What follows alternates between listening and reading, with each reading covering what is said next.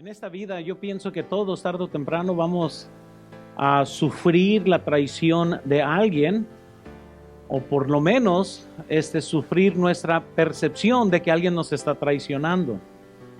La vida así es, y como hemos visto, casi todos nuestros problemas se resumen a que vivimos en un mundo de pecado, y las consecuencias del pecado son malas decisiones. Pero vean esto, por favor. La traición es uno de los problemas difíciles de digerir emocionalmente.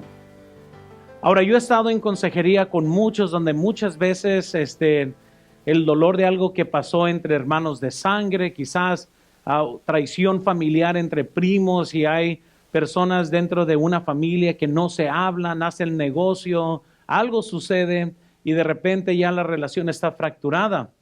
Estaba hablando con un hermano hace años atrás que estaba hasta teniendo dificultades en su matrimonio, dificultades por poder lograr mantener un trabajo, y tenía un montón de serios de problemas de carácter, hacía negocios incorrectos, le daban anticipos para un trabajo, se lo gastaba y luego quedaba mal con un cliente.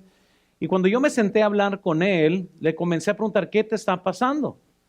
Y cuando comienza a darme la historia de que en un tiempo su hermano y él se pelearon, todos tomaron el lado de su hermano y no el lado de él, y que era la razón de por qué toda su vida era un desastre. Si uno no tiene cuidado, comenzamos nosotros a ser esclavos de nosotros mismos. Y vuelvo a decir que por esencia, cuando alguien que amamos nos traiciona, sí es muy doloroso. Y cuando alguien que amamos nos traiciona, y especialmente cuando somos niños, sí hay consecuencias al crecer. Eso no lo vamos a dudar. Así igual como cuando alguien crece en un hogar disfuncional, hay consecuencias. Cuando hay enemistad entre hermanos, van a haber consecuencias. Y seguramente cuando alguien nos traiciona, emocionalmente será difícil, traerá consecuencias a nuestras vidas. Si cuando no fuimos cristianos nos pasó esto y reaccionamos en la carne y ahora estamos viviendo bajo la herida del pasado, pero en Cristo nosotros tenemos la obligación de seguir siendo cristianos a pesar de la traición de alguien en nuestras vidas. La traición es particularmente amargante cuando es alguien a quien amamos tanto. Entre menos amamos a alguien, menos nos puede lastimar. Entre más amamos a alguien, el potencial del dolor es sumamente grande porque la persona es cercana a ti. Y damos la confianza, y cuando damos la confianza y se traiciona la confianza, pues eso es muy doloroso. Niños que fueron abusados por tíos, por padres o por alguien en la familia que fueron abusados sexualmente cuando eran niños, y alguien traiciona esa confianza, es muy difícil, como vimos el año pasado, cuando tratamos el tema de emocionalmente otra vez estar en un equilibrio. Ahora, esto sucede en la vida en la que vivimos, en este mundo, el dolor, la traición. Uno tiene que tener mucha sabiduría de cómo maneja negocios. Yo siempre he aconsejado, no hagas negocios con familiares, no hagas negocios con hermanos de la iglesia. Todos aquí son seres humanos y pecadores. Entonces, yo sé que muchas veces uno entra en negocios con la familia, siempre esperando lo mejor, siempre pensando que van a ser buenos resultados. El problema es que cuando no salen las cosas así, adivine qué, son familia. Ahora los tienes que ver en Navidad, los tienes que ver siempre, tienes que llevarte bien con ellos, porque es familia. Pero peor que eso, cuando es familia, ahora la familia tiene que tomar lados, y es muy doloroso, es muy desastroso cuando esto pasa. ¿Quieres evitarte este tipo de problemas? No te asocies en un negocio con un hermano, un tío, un primo, porque el potencial de salir lastimado en ese negocio es muy grande. Cuando van a hacer negocios dentro de la iglesia, yo siempre digo, no hagan negocios entre cristianos. Yo no puedo jugar al referí cuando ustedes estén peleando porque uno no pagó, uno no cumplió. Por eso yo lo hago abiertamente, para que cuando ustedes me ignoren y hagan estos tratos y rompa todo, yo le voy a decir, pues allá tú, yo te dije. Yo no voy a ir y perder mi tiempo y, oh hermanos, ¿se acuerdan que yo les había dicho hace cada mensaje que puedo, digo eso?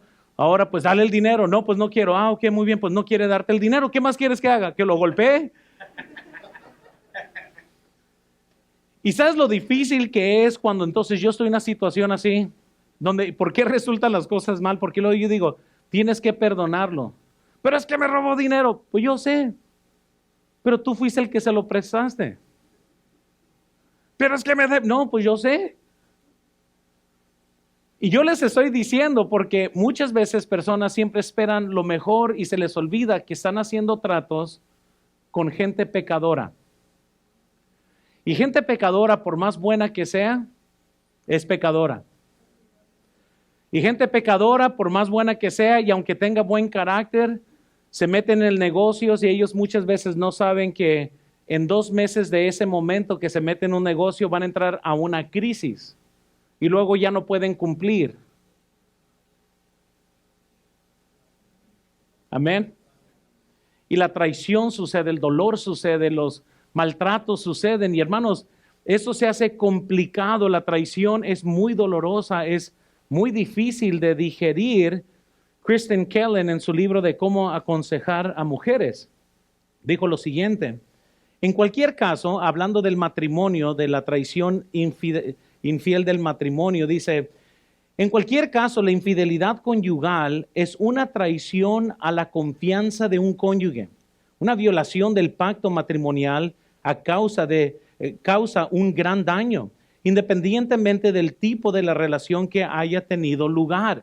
Y hermanos, obviamente cuando hay una traición marital, eso es muy difícil. Un matrimonio siempre tendrá un antes y un después. Y muchas veces para restaurar confianza, para restaurar, para que exista sanidad emocional, no nomás es un abracadabra, ya todos están felices. He estado en consejería con pastores que están tratando de ayudar a personas en su iglesia. La infidelidad es en esencia una de las peores traiciones que un hombre puede hacer en su hogar. No todos sobreviven y cuando sobreviven y no se les ayuda correctamente, sufren en ese matrimonio porque nunca se restauró. El hecho que a alguien se le quite el coraje, eso no quiere decir que el matrimonio está restaurado. Eso nomás quiere decir que ya no está en furia, pero siempre está en desconfianza o siempre está dudando y siempre con dolores y recuerdos, etcétera. Entonces, ya sea marital o entre amigos o entre familiares, la traición muchas veces es la raíz de la depresión.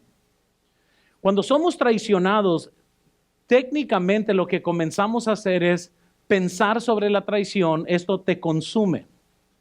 Y como cualquier cosa en nuestras vidas que consume tu mente, va a tener un efecto, como ya hemos visto, en nuestro cuerpo, va a tener un efecto en cómo pensamos, cómo nos sentimos emocionalmente. Y cuando estás pensando, esta persona traicionó mi confianza, pues llegas a un punto donde te desesperas porque no puedes hacer nada de esto. Entonces, en lugar de calmarte y decir, bueno, Dios, ya que no puedo hacer nada de esto, te lo entrego en tus manos. No hacemos esto. Lo mantenemos en nuestra mente, comenzamos a darle vueltas y vueltas y vueltas y vueltas, y entre más vueltas le damos, más nos enojamos, más nos llenamos de ira, más coraje. Comenzamos, ni en foto quiero ver a la persona que me traicionó. Y cuando llegas a ese punto de furia, de coraje, de ira, de amargura y no puedes hacer nada, ahora viene la siguiente fase.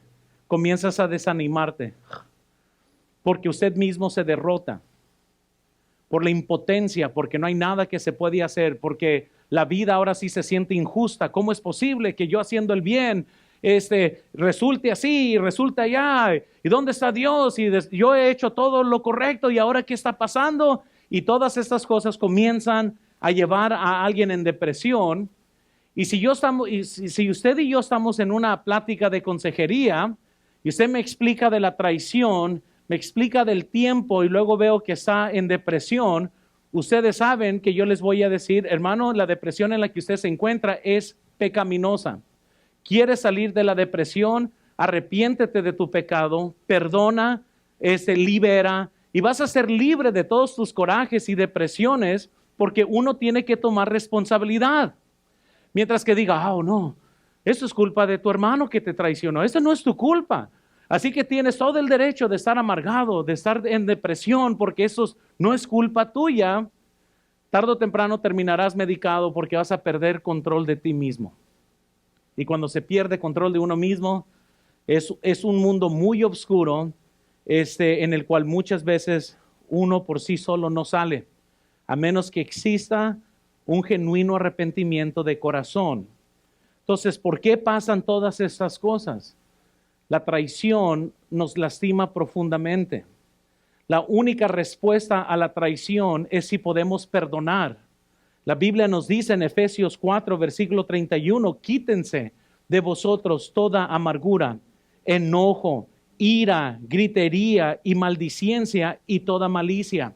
El hecho que la Biblia nos ordena hacer esto es porque usted y yo podemos hacer esto. Quítense, es como si yo me quitara el saco, quítense. Ahora, muchas veces personas piensan, no puedo. Y no es tanto que no puede, sí puede, nomás que no quiere porque quiere reservar el coraje que tiene contra alguien más. Y como hemos visto en cada tema, hermanos, desde que hemos estudiado la vida de José, cada acción que lastima sí va a dar consecuencias. Y yo entiendo que si hay alguien que me esté escuchando ahorita, que algo pasó y recientemente está siendo salvo, entonces hay muchas cosas que yo entiendo que va a tomar tiempo para que seas libre. Pero ahorita déjales digo a todos los que han crecido en el Evangelio, en esencia, alguien que crece en el Evangelio tiene el Espíritu Santo de Dios, tiene el poder de Dios, tiene la palabra de Dios, tiene diferentes herramientas que alguien que es un incrédulo no tiene. En esencia, nosotros debemos de poder perdonar, de poder ser restaurados, de poder librarnos de las cadenas emocionales que muchas veces el diablo quiere imponer en nuestras vidas, porque nosotros somos más que vencedores por medio de aquel que nos amó, la Biblia nos dice. Entonces, no podemos olvidar estos aspectos. Así que cuando hay un cristiano derrotado por sí mismo emocionalmente, uno se tiene que preguntar qué está pasando. Ahora, hermanos, les digo, algo que nos hace seres humanos es porque pues tenemos un componente emocional. Tarde o temprano, yo les prometo, yo he estado también en mis cuevas oscuras y yo les he dicho muchas veces en lucha conmigo mismo, momentos oscuros donde emocionalmente siento que me ahogo y no sé cómo salir de cualquier sentimiento que en ese momento parece ser que me está llevando preso. Esos sentimientos nos hacen seres humanos. Yo no estoy aquí diciendo que no, hombre, que no, yo vivo una montaña, siempre en la cima. No, hombre. Hay serios momentos donde he estado en el valle emocional, donde tengo que confesar pecado porque rehúso perdonar, donde tengo que pedirle perdón a Dios por los pensamientos que he tenido, donde le he tenido que pedir a Dios que restaure el gozo de mi salvación. Esto nos hace seres humanos, hermanos.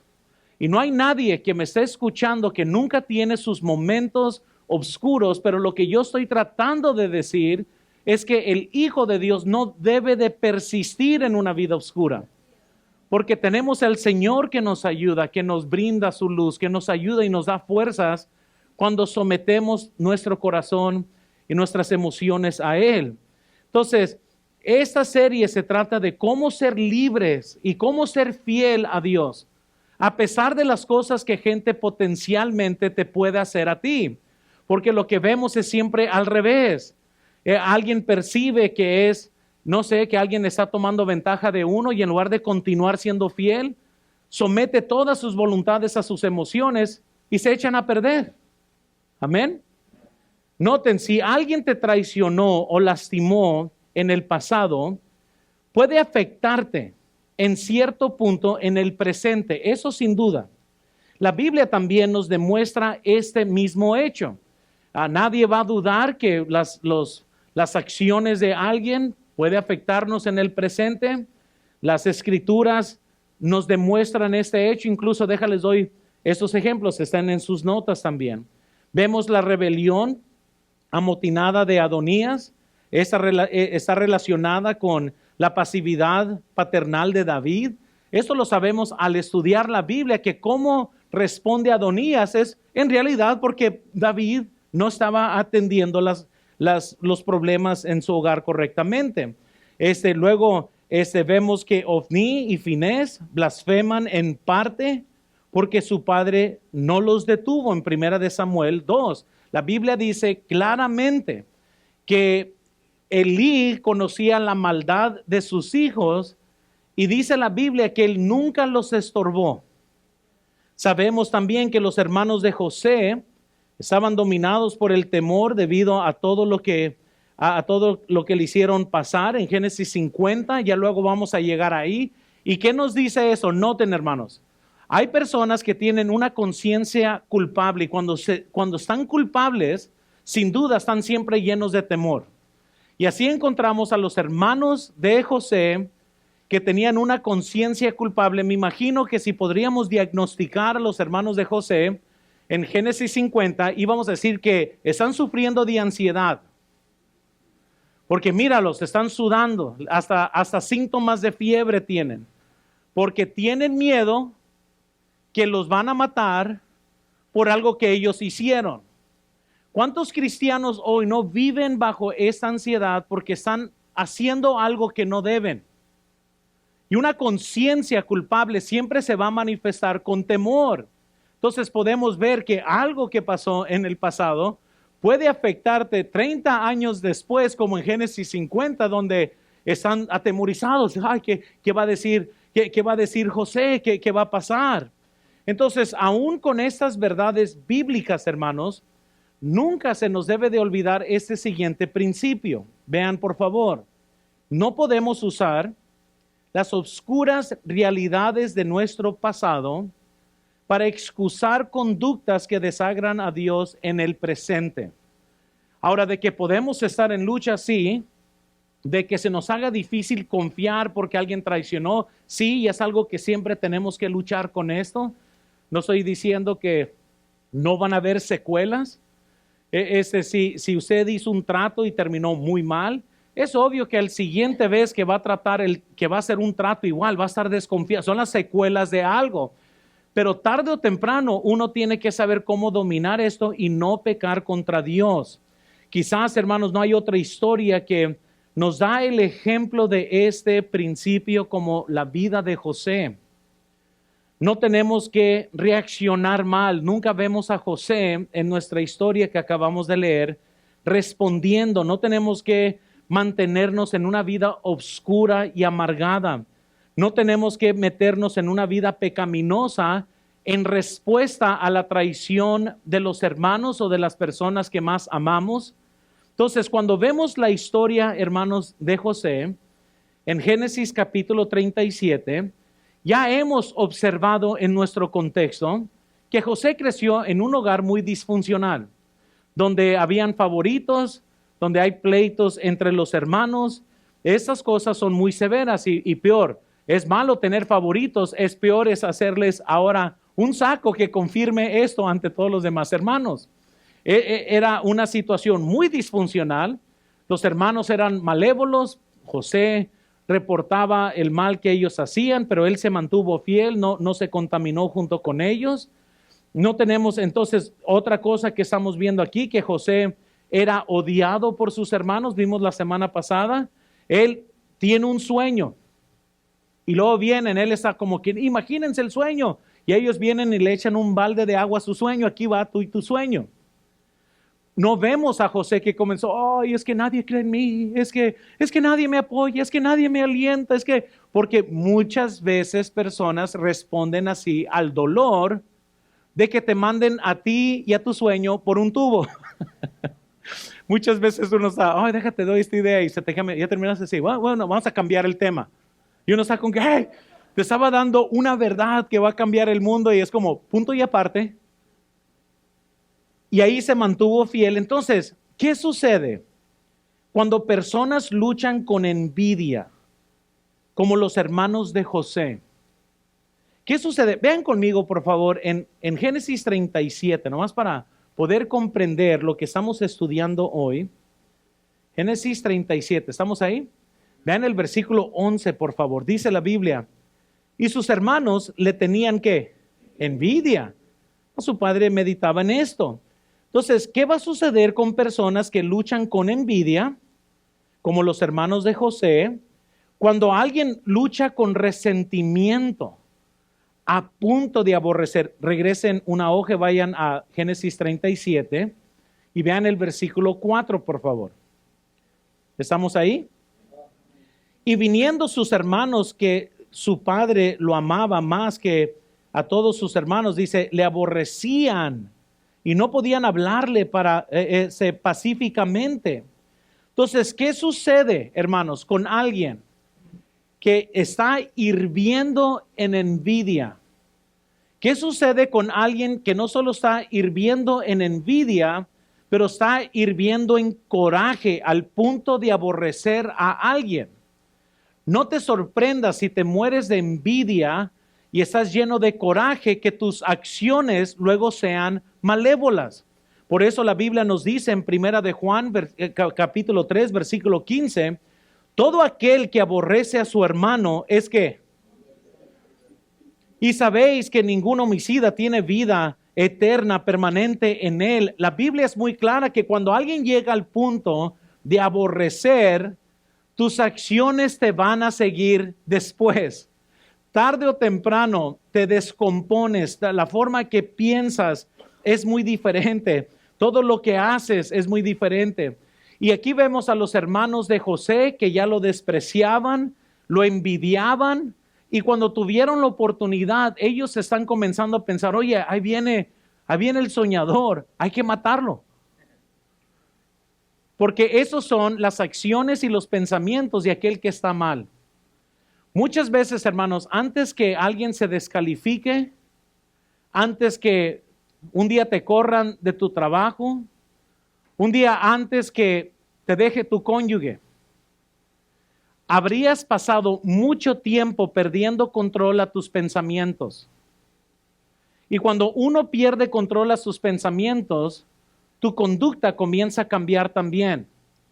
Si estás en un lugar y odias a tu patrón, jamás vas a ser el mejor trabajador de esa empresa, porque tus pensamientos te van a llevar a no funcionar correctamente. Si están en esta iglesia y me odian a mí, no, pues ¿quién me va a querer escuchar si me odian? No me van a aguantar. Tarde o temprano se van a ir. ¿Por qué? Porque la mente comienza y entre más le das vuelta, más te enojas. Y entre más te enojas, no se te puede decir nada porque luego explotas. Oye, hermano, llegaste un poquito tarde. Ya sabía que tú no me quieres. Y uno está, espérame. Calmaos. Y por eso, ya sea en el trabajo, ya sea en tu familia, ya sea algo que comenzó tan chiquito, si usted le sigue dando vueltas, se comienza a hacer más grande. Al inicio de la vida de José, cuando todos los hermanos eran más jóvenes, yo pienso que ellos nunca se imaginaron, si yo fuera con Rubén o yo fuera con los demás hermanos de José, le dijera, mira, ustedes en unos 10 años van a querer matar ahí a Josecito, a ese bebé.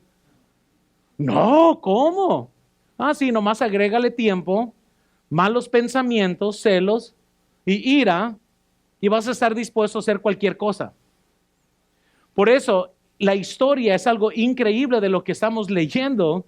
Jacob, hermanos, la Biblia nos dice, vean por favor en el capítulo 37, ahora vean conmigo en el versículo 14. Israel le dijo, ve ahora, mira cómo están tus hermanos y cómo están las ovejas y tráeme la respuesta. Y lo envió del valle de Hebrón y llegó a Siquem. Noten por qué Jacob aquí tiene una preocupación. Hebrón estaba a 48 kilómetros sur de Jerusalén y Siquem está a 80 kilómetros, hermanos, de distancia. Entonces aproximadamente iba a ser un viaje de 5 días tratando de llegar con sus hermanos. Es obvio entonces que Jacob, Israel, está preocupado por sus otros hijos y ¿sabes qué? José, pues ve para ver cómo están, para asegurarme que ellos están bien. Dame noticia de cómo están las ovejas, cómo está el negocio, el trabajo, pero dime también cómo están tus hermanos. Quiero estar seguro que esté todo bien. José sale en obediencia. Y vean el primer punto, por favor, en sus notas, porque con esto comenzamos la obediencia de José. Y algo que estamos viendo en cuanto a la vida de José es de que él responde en obediencia. Hay una analogía muy grande entre José y Jesucristo en este punto de nuestra historia. José es enviado por Jacob, su padre, igual como el padre envía a Jesucristo también para ver a sus hermanos los judíos. Ahora, en el versículo 14 nos dice cómo responde José. Heme aquí. A ver, hijo, ve y limpia el porche de la casa. Padres, ¿qué dijeran si viene su hijo o hija? Heme aquí, padre, lo que tú quieras. Amén. Yo estuviera, ¿qué hiciste con mi hijo? O sea, ¿qué pasó? ¿Qué hiciste? Porque así es como responde José, heme aquí. El versículo nos dice que él estaba dispuesto a ir para ver el bien de los hermanos de él. Jesucristo habló continuamente también de que él llegó a este mundo por misión del Padre, porque el Padre lo había enviado. José no era como que se despertó una mañana y dijo, fíjate cómo estarán mis hermanos, voy a ir a verlos. Fue por orden de su Padre. La única vez que Jesús habló de lo que él estaba haciendo, dice en Juan 18:37, yo para esto he nacido y para esto he venido al mundo, para dar testimonio a la verdad. Todo aquel que es de la verdad, oye mi voz. ¿Y qué sucede? Y odiaron a Jesucristo por decir la verdad. Igual como en cierta forma odiaban a José por dar el mal reporte verdadero de sus acciones. Cuando Jacob le dijo, yo te enviaré, y José responde, heme aquí, estamos viendo que él responde en obediencia. Vean por favor, José no opuso resistencia a la orden de su padre, aunque José conocía muy bien la tiranía de sus hermanos y cómo a menudo lo habían tratado mal. Y hermanos, ¿cuántos aquí a lo mejor dijeran, papá, ¿quieres que vaya a ver a mis hermanos? Ni me quieren. ¿Yo por qué voy a ir a hacer un bien para ellos? Porque así responde todo mundo. Tú por tú. Si ellos me quieren, entonces voy a buscar el bien. Pero si no me quieren, pues que se mueran. Pero no es así como José está respondiendo. José está respondiendo en obediencia. De seguro José no quería ir a ver el estado de sus hermanos, porque ¿quién quiere estar alrededor de gente que te odia? Sin embargo, José, siendo una persona madura, vean, emocionalmente, espiritualmente y como hijo, le responde a su padre, ¿quieres que vaya? Heme aquí, yo voy. No me importa si yo no quiero, porque no se trata de mis emociones. No se trata si me conviene. Se trata de que mi padre me está pidiendo algo y yo voy a obedecer a mi padre. Tantos cristianos hoy están, hermanos, obligados a sus emociones. No saben obedecer porque piensan que su obediencia es sujeta a sus emociones. No, es que no lo siento, es que no me nace. No, pues nada nos van a hacer. Quizás las traiciones pueden sentirse más dolorosas, hermanos, cuando estás haciendo lo correcto y alguien te hace un daño. Todos nosotros comenzamos una plática que va así. Yo no merecía esto. Yo estaba haciendo el bien. O quizás no estoy haciendo nada malo. ¿Por qué Dios permitió que esto sucediera cuando yo estoy en obediencia con Él? José llegó en obediencia.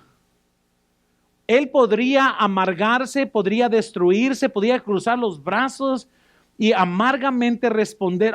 O sea, ¿qué tipo de Dios permite que cuando alguien está bien, un mal le suceda? Porque muchas veces estamos convencidos que si estamos en obediencia, nada malo nos debe de suceder. Pero José estaba en obediencia. Fue enviado por el Padre. Llega y poco tiempo después se encuentra en una cisterna por obedecer a su padre. Hermanos, comprendamos este principio. La maldad va a venir, las traiciones van a venir. Esto no quiere decir que Dios cambia su voluntad para usted porque estás encaprichado, porque estás enojado, porque estás en amargura. La voluntad de Dios no cambia para nosotros. Debemos de seguir siendo fiel. Pero vean qué tipo de obediencia tuvo José.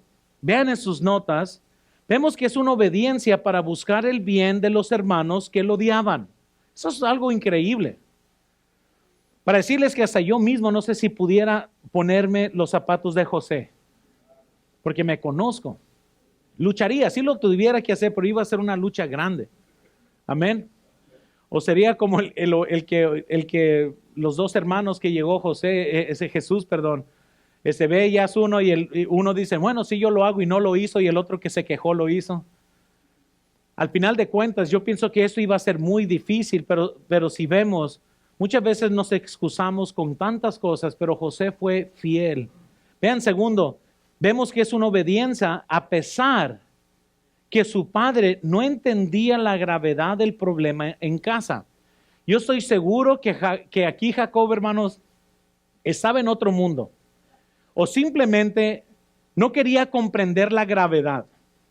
Si yo supiera que al enviar a Benjamín a ver a Luis, que Luis lo iba a querer matar, pues no lo envío. O si estoy yo en otro planeta donde estoy pensando que son de los mejores hermanos, pero esas cosas son graves. Y padres, les animo en esto. Padres, no podemos dar el ojo ciego en el estado de nuestros hijos. Ponga atención cómo están, ponga atención cómo se llevan, intervenga, llámales la atención. Todos nuestros hijos, son pecadores, todos son pleitistas. Bueno, los míos quizás, a lo mejor los suyos no. Pero aparte de ser pastor soy referí en casa, ¿verdad? Y muchas veces le digo, dale a una derecha y decía, ahora sí, cálmense, ¿no? Entonces, pero uno está constantemente regulando, pero algo que los padres tienen que hacer, hermanos, es estar al tanto del estado de sus hijos. No tengan miedo tener pláticas y intervenir cuando ves algo que cambia. ¿De dónde agarraste esta onda? ¿De dónde salió? ¿Por qué dices esa palabra? ¿De dónde salió esto? ¿De dónde estás agarrando tus ideas? ¿Te quieres pintar el pelo? No, los hombres no se pintan el pelo. ¿De dónde está viniendo esto? Con que ahora te quieres sacar la ceja. No, los hombres tampoco se sacan la ceja. No tengan miedo tener este tipo de conversaciones. Hay padres que no saben cómo tenerlas y es como que nomás están preocupados, pero nunca se sientan a tomarse un café o una nieve con su hijo o hija para, ¿qué está pasando? ¿Qué está sucediendo en tu vida?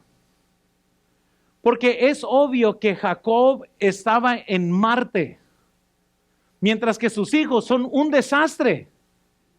José, pues ve a ver cómo están tus hermanos. Ahí después que coman Little Caesars, luego te regresas. Y luego me dices cómo están. Y es obvio que él no estaba entendiendo la gravedad del problema, pero nos recuerda, padres, a todos nosotros, la importancia de estar al tanto de nuestros hijos. Hermanos, sepan bien quiénes son los amigos de sus hijos. Ya les digo esto, no solo porque vienen a la iglesia, quiere decir que son buenas amistades. La Biblia hace esto muy claro en la Biblia, por eso dice 1 Corintios 15:33, no erréis, las malas conversaciones corrompen las buenas costumbres. La Biblia nos advierte porque uno tiene que estar al tanto. No importa si vienen a una actividad de jóvenes aquí en la iglesia, padres estén al tanto de sus hijos. Uno tiene que saber y debe de reconocer dónde gastan su tiempo y su dinero. Necesitan saber lo que está pasando en sus vidas. Los padres necesitan saber lo que están viendo en el internet. Amén. necesitan ver lo que están haciendo en su celular. Amén. Padres, intervengan en esto. No nomás ve a su hijo que está aislado en una esquina, nunca te ve en los ojos, nunca tiene conversaciones. Oh, pero está así, siempre en su celular. Sin decir, ¡hey, para! Dame tu celular. Sin darle tiempo de ¿qué estás viendo? Padres, mira, vivimos en una cultura que te va a estar diciendo, hey, no, los hijos deben de tener su privacidad. No, Señor. Dios te los ha dado a su cuidado para que padres, ustedes cuiden de sus hijos. Ya cuando ellos se casen, ahora sí van a ser libres para hacer todo lo que les plazca, pero mientras que viven en su hogar, Dios les ha dado la responsabilidad de ver el estado espiritual y físico de sus hijos. Usted existe para ver cómo están. Visítelos de vez en cuando en su cuarto. Vean cómo está su cuarto. No sé que encuentre un indigente por el cochinero que tienen ahí adentro muchas veces. ¿Verdad? Muchas veces he entrado al cuarto de mis hijos, estoy como que, a ver, limpian todo esto. Pero como padres, hermanos, debemos de estar al tanto, debemos de saber. Conozca bien sus hijos, conozca cuáles serían potencialmente sus luchas más grandes, porque cada uno de nuestros hijos tiene luchas distintas. No son todas iguales, pero conozca, intervenga, ore, llame la atención, hágale saber a sus hijos que estás notando un cambio. Amén. Pero muchas veces tenemos padres que nomás cruzan sus dedos y ojalá salga todo bien. Y al traerlos a la iglesia no es suficiente. Tenemos que estar encima de ellos. Ninguno de nosotros tenemos hijos perfectos, ninguno. Pero Dios nos ha dado la tarea de estar presentes, hermanos. No sé cuántas veces desde que eran niños, no hombre, es una lucha. Y el temor de que cuando están niños es muy diferente a cuando ya son jóvenes. Ahora tengo 3 adolescentes en mi casa. Hay muchos temores, más grandes ahora. Pero siempre hemos tenido que ayudar a nuestros hijos. Una vez estábamos en Soriana y yo recuerdo, Sofía tenía creo que unos 3 años. Y hermanos, quería un dulce. Yo iba pensando en puras cosas santas. Y mi hija Sofía, no hombre, comienza con una gritadera y que quería un dulce. Yo ya estaba a punto de pagar. Entonces yo la volteé bien calmado, le dije a una persona, ahorita regreso. Agarré a mi hija Sofía, llegamos a la casa. Le dije, Sofía, ojalá que nunca se te olvide este día en tu vida. Vas a ver a Dios. Amén. Dije, vamos a tratar esto bíblicamente. Ya regresamos y estaba muy feliz. Ya no me pidió el dulce. Y miren, ¿por qué digo esto? Porque tenemos que amar a nuestros hijos lo suficiente para educar. Y no estoy hablando, hermanos, de abuso, no me malentiendan, estoy jugando, pero sí tenemos que disciplinar. Yo nunca quise que mis hijos, en su desobediencia de niños, fuera la causa de por qué gente no me escuchara al predicar. Amén. Y muchas veces he tenido que tomar pausas para tratar con mis propios hijos. ¿Por qué? Porque yo los amo. Pero yo quiero ser un padre presente, no nomás quiero ser un padre ausente que el diablo me los cuide. Uno tiene que estar ahí. ¿Qué programas de televisión ven sus hijos? Sus hijos se van a comportar por todo lo que usted permite que vean y escuchen. Amén. Entonces tenemos que estar ahí presentes para asegurarnos que cosas sanas están entrando a sus oídos, que cosas buenas estén influyendo sus vidas. Porque para eso existimos, padres, nosotros, para estar con nuestros hijos. Vemos la obediencia de José, que él estaba obedeciendo a su padre. José no sabía en realidad el estado de su familia, pero José obedeció a pesar de que tenía que buscar el bien de un grupo de hermanos que lo odiaban. Ahora vean segundo conmigo, por favor. Vemos la maldad de los hermanos. La maldad de los hermanos. La maldad que vemos es una maldad como ninguna otra maldad que puede existir. Incluso Joseph Parker dijo lo siguiente en el comentario de predicando a través de la Biblia. Él dijo lo siguiente: ninguna bestia puede ser tan mala como un hombre malo. No hay tigre en el bosque que pueda ser tan salvaje como una madre despiadada. No hay lobo que haya descendido sobre un redil que pueda ser tan terrible en pasión, en malignidad y en malas acciones como un hombre que ha perdido el control de sí mismo y se deja llevar por sus pasiones sin ley. Oh, hermanos, dice, no hay nada peor aquí que un hombre pierda control de sí mismo y ya nomás está siendo gobernado por sus emociones, está siendo gobernado por sus impulsos primarios que vienen a su vida. Dice, no hay nada más malvado que algo así. Pero ¿en qué se ve la maldad? Vean primero conmigo, vean en sus notas. Vemos la maldad se ve en su escarnio. Y vemos en el versículo 9, esto es algo curioso. Estamos ahí todos, vean el versículo 19. Y le dijeron el uno al otro. Y aquí viene, ¿qué dice? Esto, hermanos, es escarnio a todo lo que da. Pero ¿sabes lo que le están tirando? Le están tirando en lo que envidian. Yo siempre he dicho esto, ve a alguien que esté enojado con alguien más. Ay, se cree mucho. La hermana se cree mucho porque se compró ese vestido. Lo que esta persona está diciendo, yo quiero ese vestido. Si no, no lo mencionaran.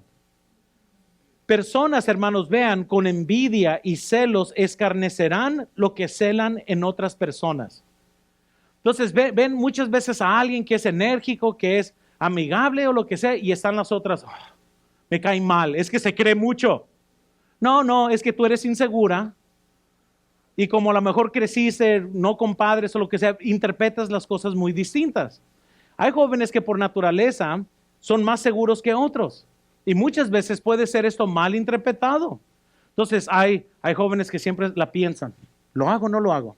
Y luego de repente viene alguien, yo lo hago. Y la persona que estuvo pensando así, se cree mucho, y así comienzan.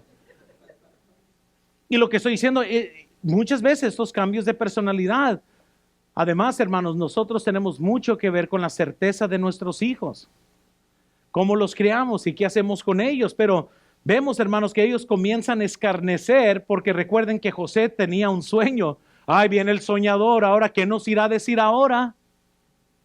Oh, mira, ahí viene, ¿verdad? Tal persona que quiere comenzar un negocio, que dice que se quiere ser rico, ahí viene el rico. Y gente comienza a criticar. Hermanos, y tengamos cuidado con eso, por eso lo llaman soñador. A Jesús también lo odiaron por las cosas que él dice. Hermanos, cuando gente habla por envidia, va a decir cosas que no debe de decir. Y tengamos cuidado, hermanos, de perder control de nuestra lengua porque envidiamos a alguien o porque estamos o celamos a otra persona. Gálatas 5:19 nos dice, y manifiestas son las obras de la carne, que son adulterio, fornicación, inmundicia, lascivia, idolatría, hechicerías, enemistades, pleitos, celos, iras, contiendas, disensiones, herejías, envidias, homicidios, borracheras, orgías y cosas semejantes a estas, acerca de las cuales os amonesto, como ya os lo he dicho antes, que los que practican tales cosas no heredarán el reino de Dios. Proverbios 14:30. El corazón apacible es vida de la carne, mas la envidia es ¿qué? Vean otra vez, un problema emocional, cómo afecta la vida física de alguien, carcoma los huesos. Alguien envidioso, noten, va a ser incapaz de ser feliz porque siempre está comparándose con la persona que envidia. Y nunca va a ser feliz porque nunca tiene lo suficiente. Gálatas 5:16.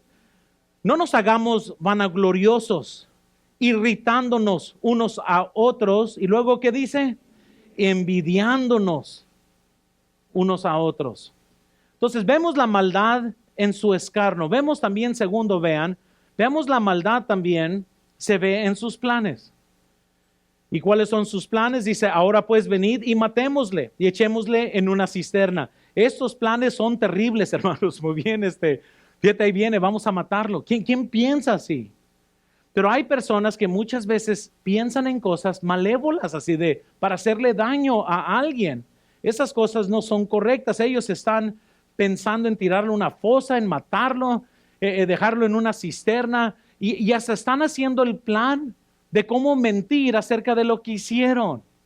Malo es hacer el mal. Peor es hacer el mal premeditado. Y peor es hacer el mal premeditado y ya concebir un plan de cómo cubrir el mal premeditado que has hecho. ¿Qué es todo lo que ellos están haciendo? A ver, vamos a matarlo, vamos a decir que una fiera lo mata, vamos a hacer esto para que nadie nos caiga. Eso es un corazón, hermanos, malévolo, aquí lo que estamos viendo. Estos hombres no tienen ningún concepto, hermanos, del pensamiento, de la soberanía de Dios. Ellos piensan, si lo matamos, el sueño de él nunca se va a realizar. Por eso lo están criticando. Ah, viene el soñador. Si lo matamos a él, ¿matamos qué? El sueño. Pero ellos no están comprendiendo que quién está detrás de esto es Dios. El plan se iba a hacer de una forma u otra porque Dios le había dado el sueño. Pero vean también, tercero, vemos la maldad se ve en las acciones. ¿Y qué dice la Biblia en el versículo 23? Vean Génesis 37, 23. Sucedió pues cuando llegó José a sus hermanos, ellos quitaron a José su túnica, la túnica de colores que tenía sobre sí, y lo tomaron y le echaron en la cisterna. Pero la cisterna estaba vacía, no había en ella agua. Luego dice la Biblia, versículo 27, venid y vendámosle a los ismaelitas. Ellos, hermanos, tomaron acciones sin duda. Esto fue algo muy malévolo. Llegan y le rompen, ¿qué? La túnica de colores. ¿Por qué? Porque odiaban el hecho que su padre lo amaba más. ¿Qué hacen? Lo tiran en una cisterna. Luego se ponen a comer pan. Hermanos, imagínense la maldad aquí. Él está ahí sin agua, sin comida, y dice la Biblia que se ponen a comer pan ahí. Amén. Es como cuando alguien está haciendo dieta y te ponen la comida que no puedes comer enfrente para que no hagas la huelas. Luego te duele aquí por la saliva y todo. ¿Saben lo que estoy hablando, verdad? Hay gente muy mala así, muy mala. Que nos torturan a los gordos así, pero bueno, eso es para otro mensaje. Pero qué acciones tan más malévola. Rubén le salva la vida, pero lo terminan vendiendo de todas maneras. Qué feo. Ahora, imagínense ahorita, ¿cómo se habrá sentido José? Lo tiraron en el hoyo y el amor está pensando, están jugando, paren de jugar esa broma. Déjenme salir. Le voy a decir a mi papá.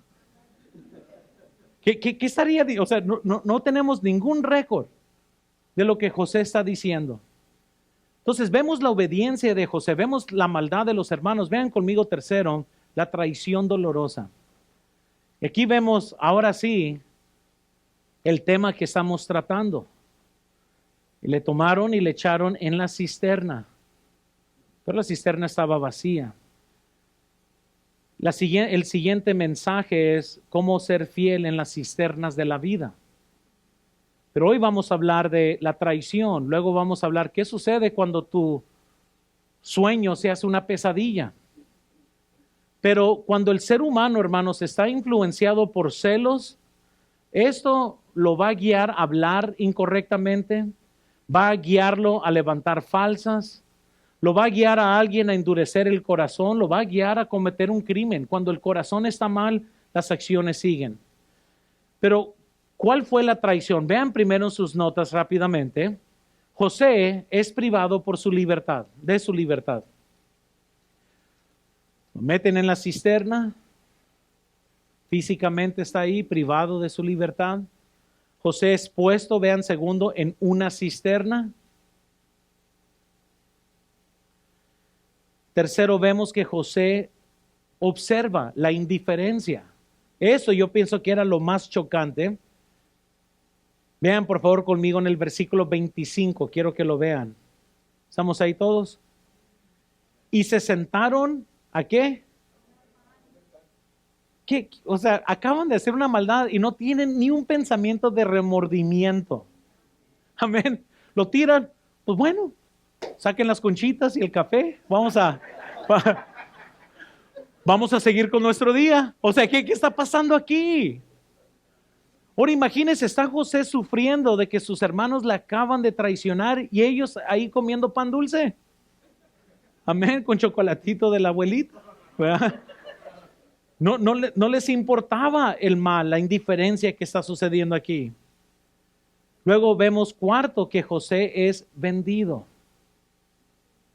¿Qué habría estado pensando José mientras que lo llevan en estas carretas como prisionero, ahora como esclavo? Y con cada kilómetro está más lejos de sus hermanos, más lejos, más lejos. Y por donde iban tendría que haber pasado en cierta forma cerca en la dirección de su casa. Mira, ya está mi padre. ¿Y qué estaría pensando? Y es esto terrible, la traición, hermanos, es algo terrible. Yo sé que a lo mejor usted está aquí hoy sentado y a lo mejor está pensando, pastor, es que no te imaginas el daño que me han hecho. Y yo digo que yo me imagino que fue doloroso, porque si después de años aún lo sientes y cuando hablas del daño aún lloras y te duele todavía, estoy seguro que es muy doloroso. Y hay cosas que nunca podremos borrar de nuestra mente.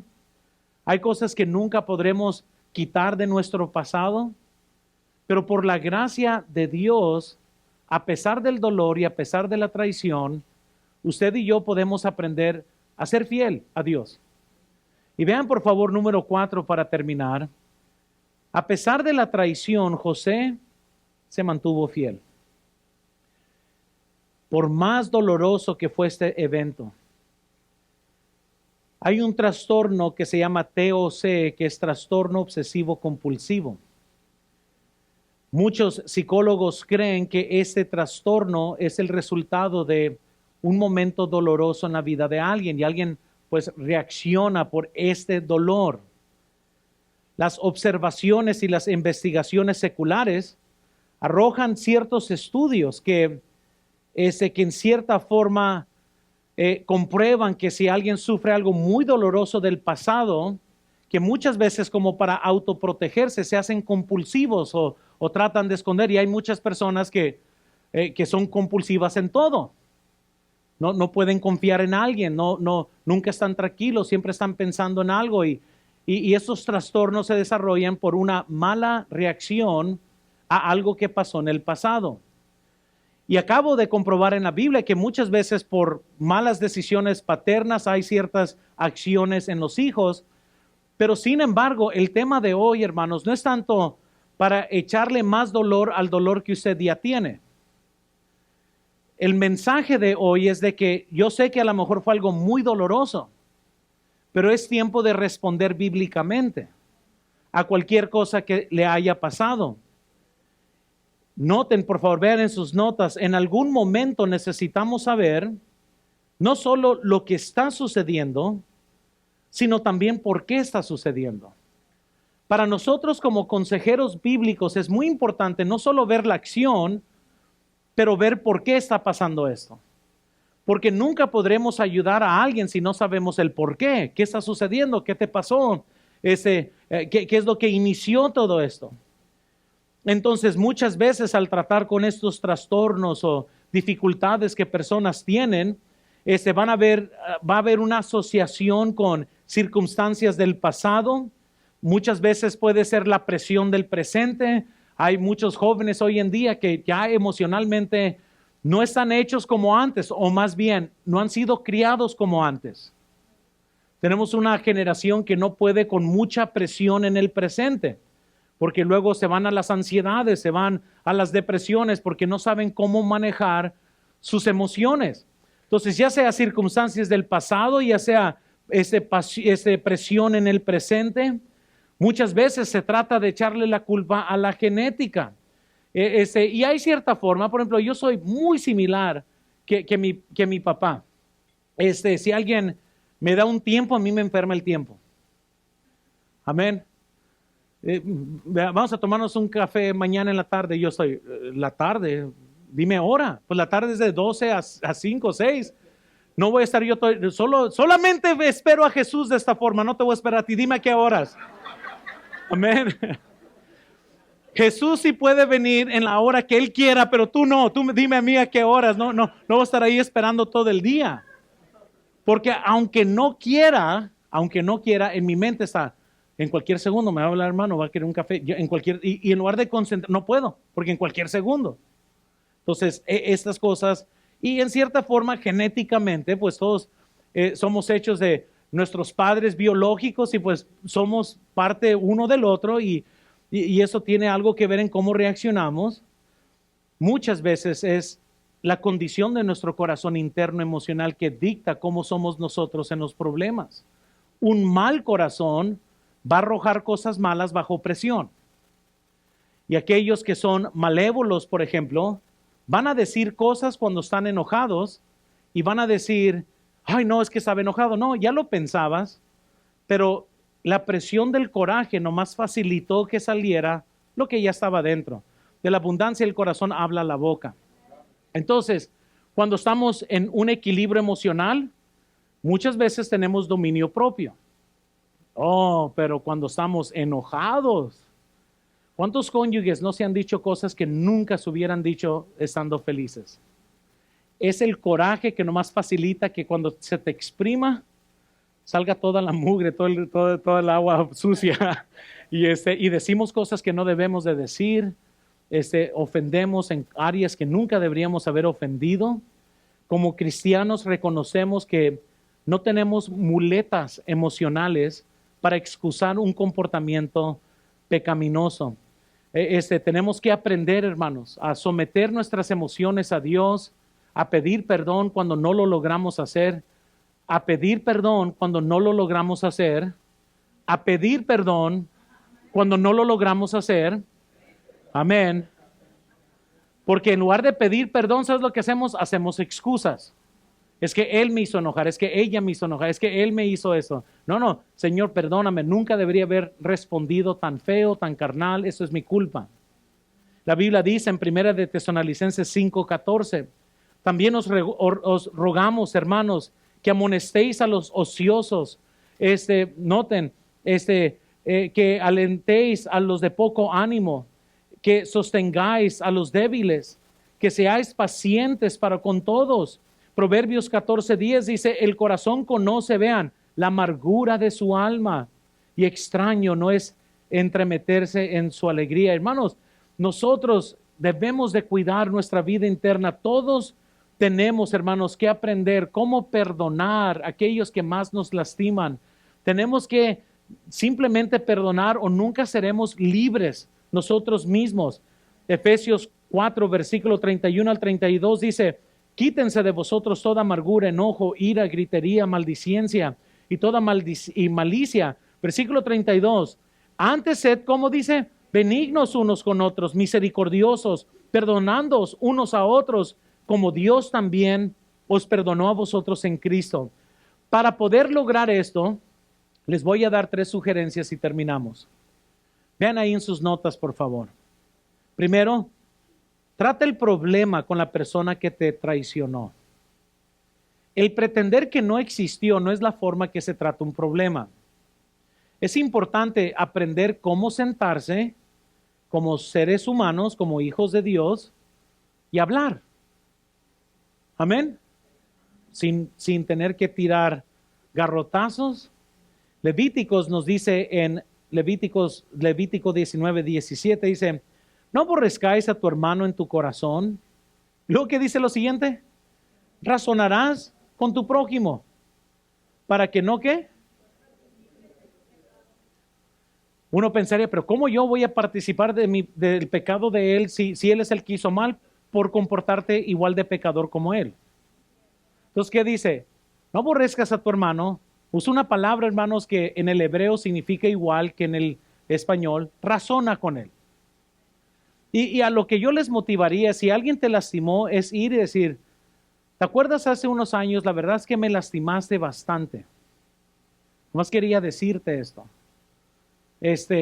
Porque hay cosas con las que yo estoy batallando y pues yo quisiera que nomás supieras que yo estoy en una lucha y pues nunca terminamos este asunto nosotros correctamente. Y quería nomás decirte que esto pasó. Ahora, muchas veces están a decir, muy bien, ¿algo más? Pero usted tiene que confrontar eso, que sí lo hizo. A lo mejor te piden perdón, pero sea lo que sea, habla de lo que pasó. Siguiente, no trates de vengarte. Que hermanos que son buenos, no, hombre. Vas a ver a la siguiente. Vas a ver. Luego te dice, voy a ver qué. Vas a ver. ¿Qué significa eso?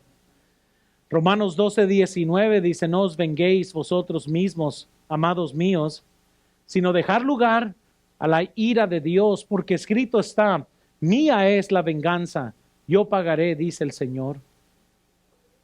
Y siguiente, hermanos, perdona al ofensor.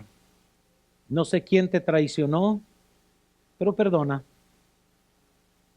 Usted tiene que perdonar, si no usted siempre se mantiene esclavizado. Y saben, hermanos, que aun cuando esas cosas pasan, no estoy diciendo que nunca van a llegar emociones mixtas, porque pues somos personas físicas y emocionales. Pero cuando uno perdona, ya sabe que ya no ve al ofensor como deudor de mí.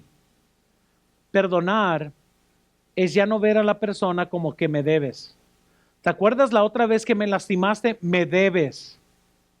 Porque así es como gente que no perdona, así ve a los que los hacen enojar. Tú me debes. Yo tengo una lista de deudas que tú tienes conmigo. Yo tengo una lista de muchas cosas que me debes. Y gente que no perdona se llena de amargura porque las listas son larguísimas. Si alguien te traicionó es difícil, hermanos, pero podemos ser fiel. José fue fiel. José fue traicionado en el momento de su obediencia. Y vamos a seguir aprendiendo más de la vida de José, que yo sé que va a hablar a nuestros corazones. Así que no importa quién te ha maltratado, puedes ser fiel. Vamos a orar, Señor.